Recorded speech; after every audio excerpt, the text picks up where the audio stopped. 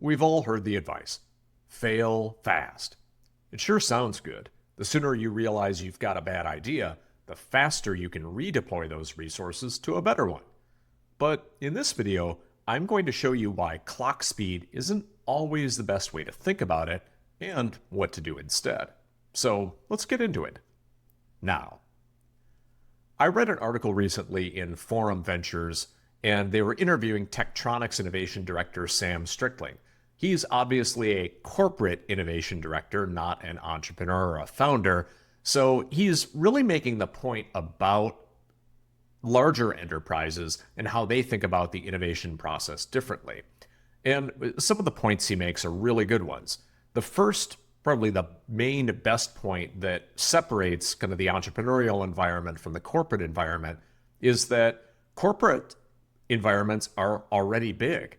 They were innovative startups at one time, and they got big by figuring out what to do and how to repeat it and how to remove the risk and uncertainty from their process. So when they need to innovate again, it's very difficult often for them to do so. He terms it, they create antibodies to the process, which is probably just about right. That certainly meets with my experience.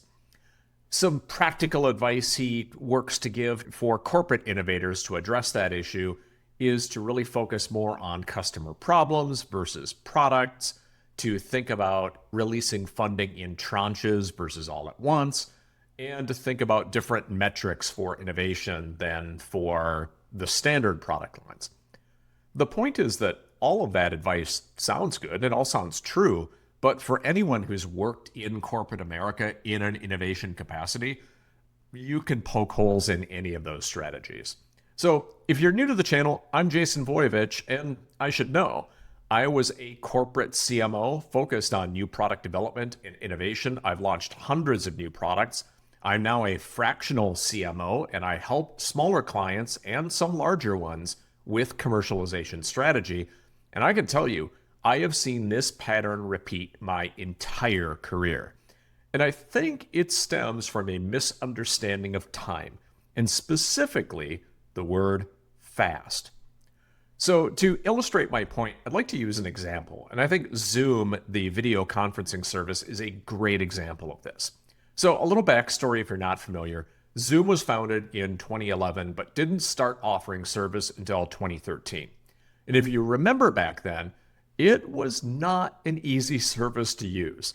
If you think about it, from the time they went IPO in 2019 to first service, that's 6 years from those two timeframes. And from when they started to 2019, it's 8 years to IPO. That is an eternity in the corporate world and absolutely a non-starter when larger corporations are going quarter to quarter. There's absolutely no patience for a 6-year ramp-up time. The second way to think about it is sequentially. Zoom was tied to broadband adoption broadly. Now, in corporate America around 2013, 2014, 2015, you could get broadband when you went to work.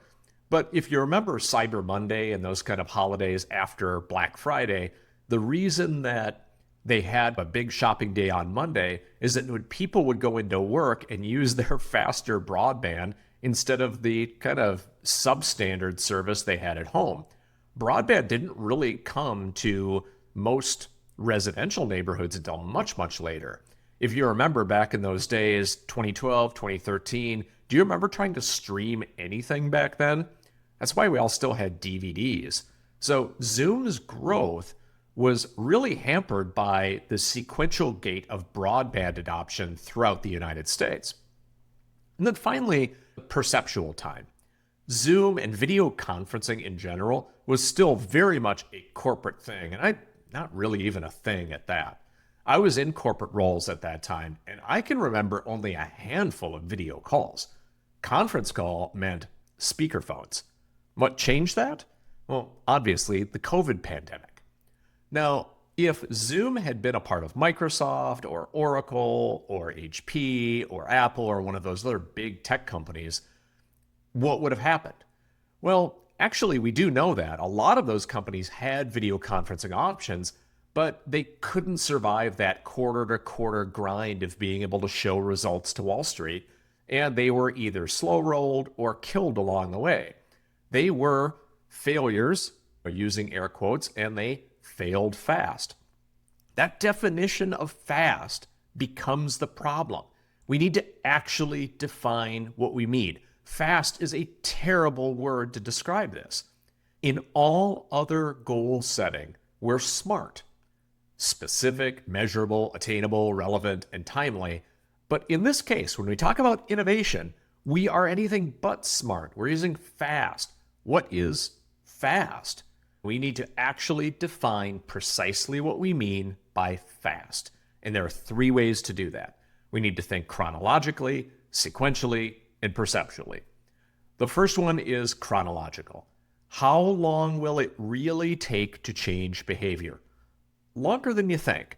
Think about Zoom. Had we not had the COVID pandemic, would we be doing as much video conferencing as we are now? It could have taken a lot longer than that for that to fully permeate into our everyday lives. So always plan for more time. Sequential is the next one. Broadband was the key unlock in Zoom's case, where broadband diffused into the population. Zoom could follow it, but Zoom could not precede broadband. It was just such a terrible experience, and it certainly wasn't under their control. And then finally, perceptual. Zoom needed to be ready at just the right moment where broadband was there, the technology was there, they had this seed in the marketplace, and then the pandemic happened, and then boom, they just spiked from there. You can't predict those sort of things. Obviously, there are ways to engineer that with publicity stunts, but that's really hard to do. If you're a corporate innovator, what do you do right now? First things first, stop using the word fast. You need to define exactly what fast means along three dimensions: chronological, sequential, and perceptual.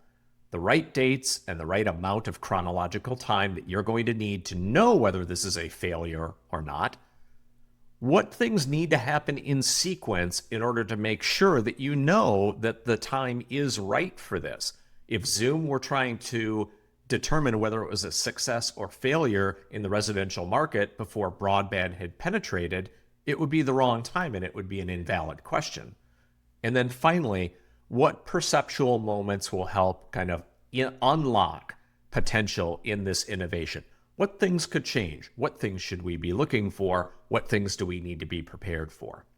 You need to use those clearer definitions of time as not only communication tools, but expectation setters with different stakeholders in your organization. You're going to prepare them to hold you accountable, not just to the right objective, but at the right time.